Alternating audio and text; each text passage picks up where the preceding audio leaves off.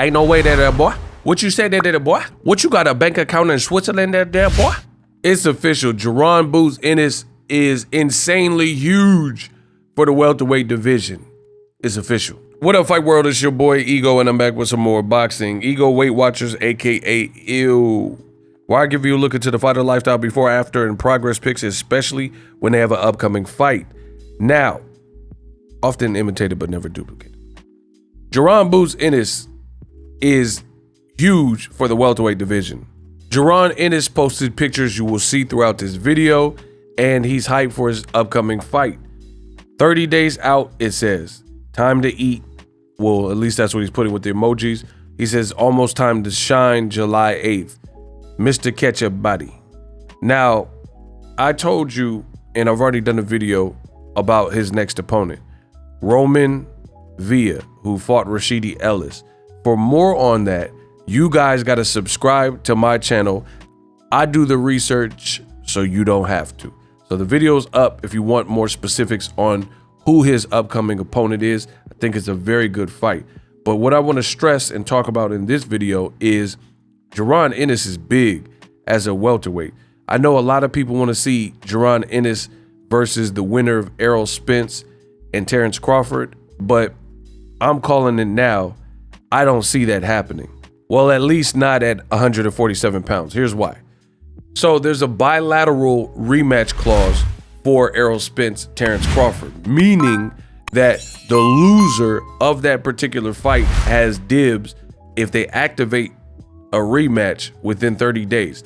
So they have 30 days to address it and decide after they lose if they want to rematch the other person. So if Errol wins and Terrence Crawford loses, Terrence Crawford has 30 days to activate the rematch clause.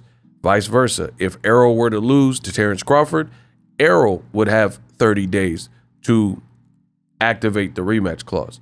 So they're likely, and you know, I'm not a soothsayer and a psychic and all that, palm reader, a clairvoyant. I'm not Diane Warwick, but at the end of the day, I'm not Miss Cleo.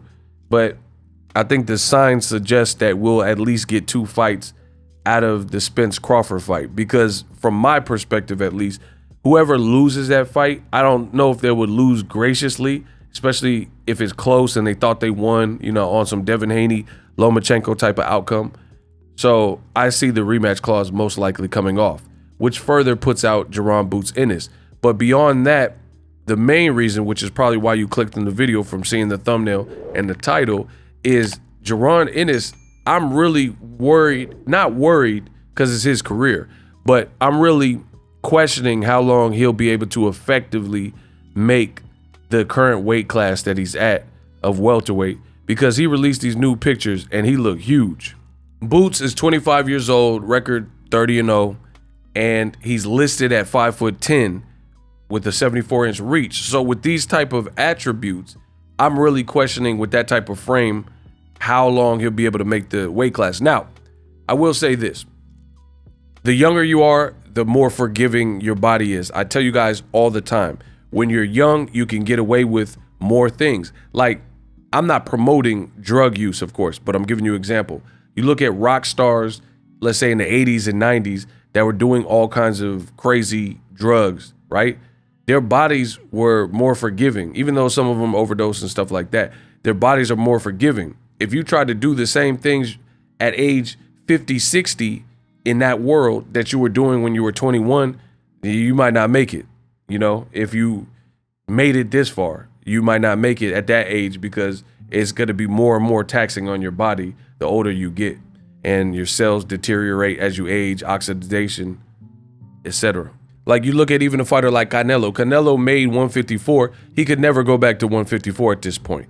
He can't go back to 160 from my view either. It would just be too hard, because he kept growing and moving up to 175. He's 30 plus.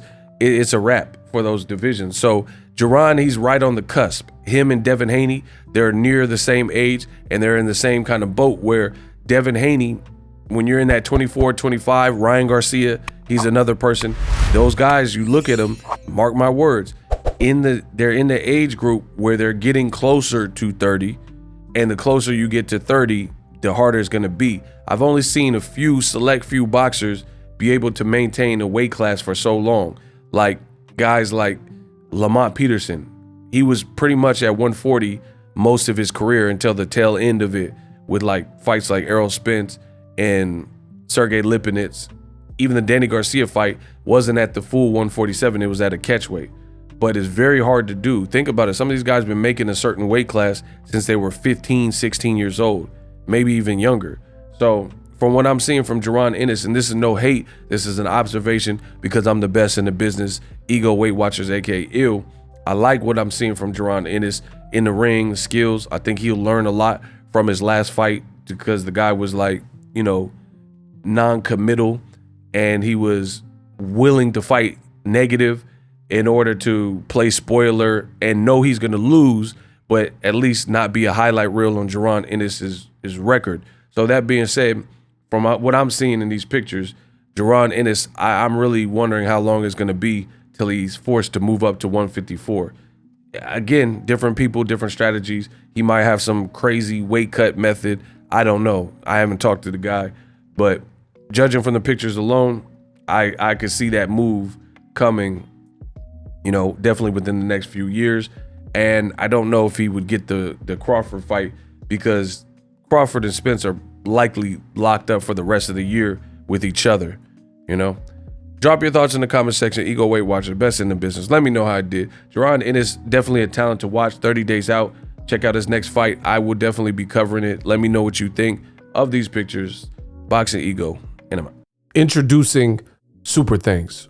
Right here on the official Boxingego YouTube. Super Thanks allows you, the viewers, to show a little bit of extra gratitude, which enables me as a full-time content creator to push out the content you need in the world of boxing. Underneath all the videos, you will see a heart with a $sign in it. You can enter any amount that you find suitable as a super thanks. A brand new interactive and colorful way to get your comments highlighted and noticed by not only myself, but other people on the YouTube platform. Super thanks, a unique and cool way to show and applaud us full-time content creators. Hopefully you guys enjoy the content. Super thanks. The future is now. The Hibernation 5s by Kenichi Bear. Hybrid gaming and lifestyle headphones. Out of the box, you can connect to any console or PC. Bluetooth ready with a low latency USB adapter, color RGB, and extreme bass mode. The Hibernation 5s adjust to you. Whether you need a gaming, travel, gym, or lifestyle headphones, the Hibernations got you covered. The new Hibernation 5s, link in the description. Customize the way you hear the world. Welcome to the nation. Are you tired of your YouTube videos not getting any views? Well, consider TubeBuddy. I've used TubeBuddy for years to scale up my YouTube channel. Now we're sitting over 200,000 subscribers. TubeBuddy is a browser extension that offers a ton of built-in productivity and time-saving services to take your channel to the next level. Use my link in the description to get started with TubeBuddy and level up your channel faster. We working.